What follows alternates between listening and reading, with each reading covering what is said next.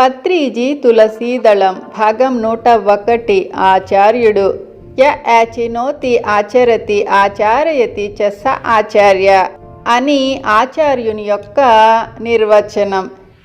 అంటే ఎవడైతే యాచినోతి అంటే జ్ఞానాన్ని యాచిస్తాడో, ఆచరతి అంటే ఆచరిస్తాడో, చ అంటే మరి, ఆచారయతి అంటే ఆచరింపచేస్తాడో, స అంటే అతడు, ఆచార్య అంటే ఆచార్యుడు.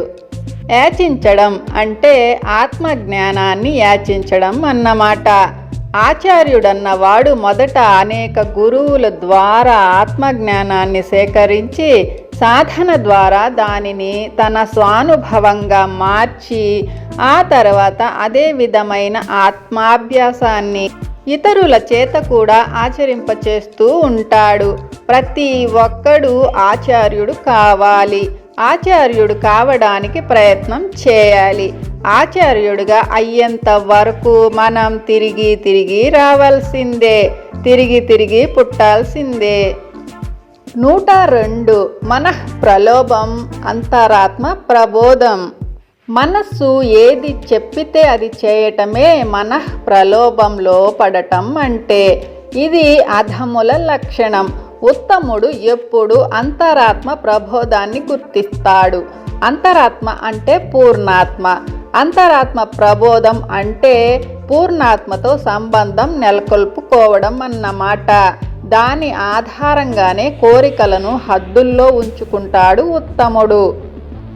మనః ప్రలోభాలకు ఎంత మాత్రము లొంగక అంతరాత్మ ప్రబోధాన్ని ఎప్పటికప్పుడు గమనించేవాడే నిత్య శ్రేయస్సును పొందుతాడు.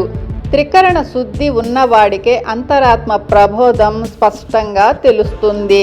అదే యోగి కూడా అయితే ఇక పరమ గురువులతో అంతరంగంలో ముఖాముఖి సంభాషణ చాలా సహజంగా ఉంటుంది.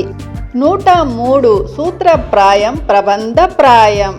మన వరకు మనం సూత్రప్రాయంగా ధర్మాన్ని, సత్యాన్ని, ఆత్మజ్ఞానాన్ని తెలుసుకుంటే సరిపోదు. తదనంతరం ప్రబంధప్రాయంగా మరింతగా ఆత్మానుభవాన్ని, ఆత్మజ్ఞానాన్ని విస్తరించుకోవాలి. తదనుగుణంగా మన దైనందిక వాస్తవాన్ని సంపూర్ణంగా సృష్టించుకోవాలి. అలాగే ప్రతి వ్యక్తికి సూత్రప్రాయంగా సత్యం గురించి, ధర్మం గురించి, ఆత్మజ్ఞానం గురించి తెలపడం మన అనివార్యమైన కర్తవ్యం.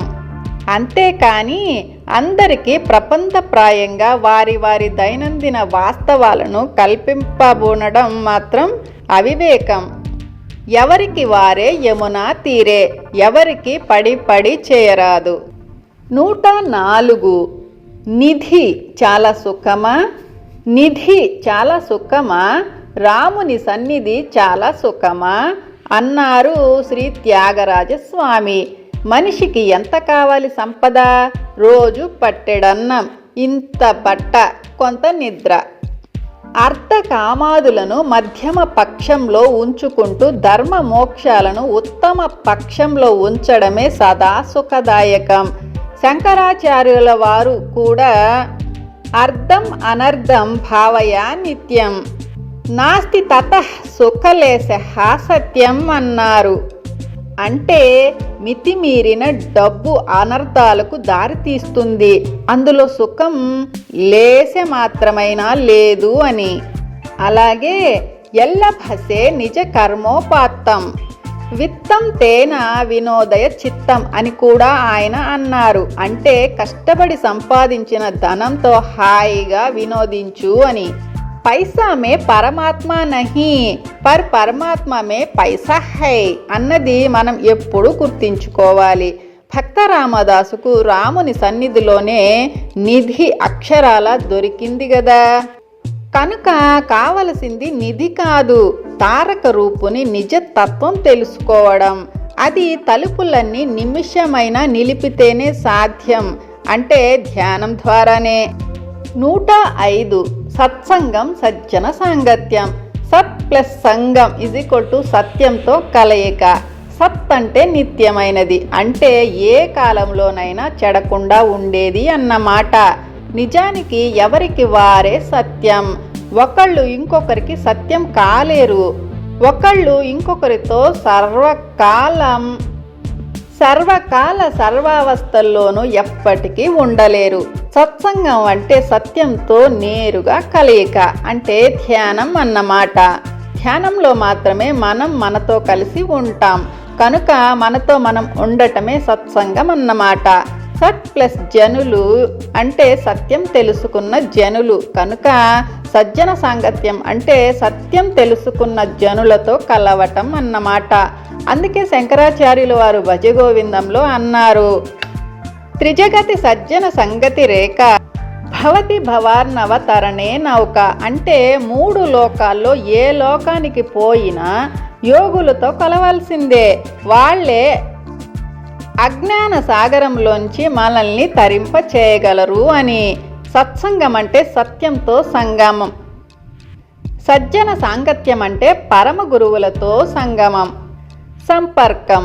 కనుకనే సంఘం శరణం గచ్ఛామి అనబడింది బుద్ధ ధర్మంలో. సంఘం అంటే సజ్జన సంఘం అన్నమాట. 106 రాక్షసులు, మానవులు, దేవతలు. మానవులలో 3 వర్గాల వారున్నారు. 1 రాక్షసులు, 2 మానవులు, 3 దేవతలు. రాక్షసత్వం ఉన్నవారు రాక్షసులు. రాక్షసులు అంటే హింసో పరమో ధర్మ అనేవారన్నమాట. మాంస భక్షకులందరూ రాక్షసులే ప్రస్తుత భూ దారిద్ర్యానికి, గందరగోళానికి మూల కారణం. మన రాక్షసత్వమే మనకు అష్టదరిద్రాలు కలిగిస్తాయి. మానవులు అనబడేవారు అహింసాత్మకులు. అహింసో పరమో ధర్మ అన్న బుద్ధ సూత్రాన్ని దైనందినికంలో ఆకళింపు చేసుకున్నవారు. జీవహింస మరి మాంసాహార విసర్జనే మానవత్వం అనబడుతుంది. ఇకపోతే విద్వాంసోహి దేవాంహ అన్న శతపథ బ్రాహ్మణ వేదోక్తి ప్రకారం వేదంలో విద్వాంసులకు దేవతలని పేరు. విద్వాంసులంటే ఆత్మజ్ఞానులన్నమాట. విద్య అంటే ఆత్మవిద్య. ముందుగా రాక్షసత్వం పోగొట్టుకోవాలి, ఆ పైన దైవత్వం సంపాదించుకోవాలి. 107 జీవహింస. వేమన మహాయోగి మాత్రమే కాదు, మహాసత్యాలను నిర్మోహమాటంగా, పచ్చిగా, ఖచ్చితంగా, సులభ శైలిలో చెప్పిన మహా ఆధ్యాత్మిక శాస్త్ర అధ్యాపకుడు కూడా. జీవహింస గురించి ఆయన ఈ విధంగా చెప్పారు, పక్షి జాతి బట్టి పరమహింసల బెట్టి కుక్షి నిండకూడు కూరుటకును వండి తినెడివాడు వసుధ చండాలుడు విశ్వదాభిరామ వినురవేమ. జీవి జంపి జీవికిలు పెట్టగా జీవితాన బలిసి వెలగుచుండు జీవహింసకులకు జిక్కున మోక్షంబు విశ్వదాభిరామ వినురవేమ. ఖచ్చితంగా మాట్లాడని వాడు ఎప్పుడు అధ్యాపకుడు కాలేడు. వేమన చెప్పినవన్నీ పచ్చి నిజాలే. పక్షి జాతి వండి తినడి వాడు వసుధ చండాలుడు జీవహింసకులకు చిక్కున మోక్షము. 108 చేత వ్రాత. వ్రాత వెంట గాని వరమీడు దైవంబు. చేత కొలది గాని వ్రాత రాదు. వ్రాత కుజుడు కర్త చేతకు దాగర్త. విశ్వదాభిరామ వినురవేమ. వ్రాత అంటే విధి, చేత అంటే మన స్వేచ్ఛ కర్మ. మనం చేసే కర్మలే మన వ్రాతగా మారుతాయి. మన చేతల ప్రకారమే మనకు అదృష్ట దురదృష్టాలు సంభవిస్తాయి. మన పూర్వ కర్మల ప్రకారం మనం అనుభవించవలసింది మనం పుట్టే ముందు మనమే నిర్ణయించుకొని పుడతాం. అవే ప్రారబ్ధ కర్మలు. దీనినే వ్రాత కజుడు కర్త అని వేమన నిర్వచించాడు. అజుడు అంటే అజ, పుట్టక ముందు అన్నమాట. మన చేతలకు ఎప్పుడు మనమే కారకులం. మన వర్తమాన కర్మలు ఎప్పుడు మన చేతుల్లోనే ఉంటాయి. దీనినే చేతకు దాగర్త అని వేమన విశదీకరించాడు. కనుక మన ప్రారబ్ధాన్ని సంతోషంగా స్వీకరిస్తూ మన వర్తమానాన్ని ఎప్పటికప్పుడు ధర్మయుక్తంగా, జ్ఞానయుక్తంగా, యోగయుక్తంగా ఉండేటట్లు తీర్చిదిద్దుకుంటూ ఉండాలి. 109 యోగి. యోగి అంటే ఎవరో యోగి వేమన చక్కగా చెప్పాడు. ఎచట నుండి వచ్చు నెచటికి రావోవు, నిద్ర చందమెరుగు నేర్చనేని, ఆత్మ రాకపోకలతడే పో శివయోగి. విశ్వదాభిరామ వినురవేమ. ఆత్మ అంటే దేహం కన్నా భిన్నంగా ఉన్న దేహి, అంటే బల్బులో ప్రసరిస్తున్న కరెంటు లాంటిది. ఆత్మను గురించి తెలియజేసేదే యోగ విద్య. యోగ విద్య నెరిగిన వాడే శివయోగి. మనం ఏ లోకాల నుంచి వచ్చాం, చనిపోయిన తర్వాత ఏ లోకాలకు వెళతాం, అసలు నిద్ర అంటే ఏమిటి, ఆత్మ రాకపోకలు ఎలా జరుగుతాయి, ఇలాంటి వాటన్నిటి గురించి సక్రమ ధ్యానాభ్యాసంలో తెలుసుకోవలసిన వాటన్నింటిని తెలుసుకున్నవాడే యోగి. వేమన మహాయోగి. మనం కూడా మహాయోగులం కావాలి. 110 ఉత్తమ గురువులు. రకరకాల గురువుల గురించి వేమన ఇలా చెప్పాడు. కల్ల గురుడు గట్టు కర్మ చేయంబులు, మధ్య గురుడు గట్టు మంత్ర చేయము, ఉత్తముండు గట్టు యోగ సామ్రాజ్యంబు. విశ్వదాభిరామ వినురవేమ. మూర్ఖ గురువులు ప్రజలకు కర్మలు చేయడాన్నే ప్రోత్సహిస్తారు. కర్మలు అంటే బ్రాహ్మ పూజలు అన్నమాట, బాహ్య పూజలు. మధ్యమ గురువులు మంత్ర ఉపాసకులకు శిష్యులను పురిగొల్పుతారు. అదే పరమ యోగం అంటూ ప్రవచిస్తూ ఉంటారు. కానీ ఉత్తమ గురువులు ధ్యాన యోగాన్ని మాత్రమే అందరికీ అన్ని వేళలా ప్రబోధిస్తూ ఉంటారు. బాహ్య పూజలు చేయడం మూర్ఖత. మంత్ర జపం మూర్ఖత కాదు, కానీ పరమయోగం కూడా కాదు. అందులో దొరికేది మనస్సుకు తాత్కాలిక ఉపశమనం మాత్రమే. ధ్యానమే అసలైన యోగం. ధ్యాన యోగ బోధకులు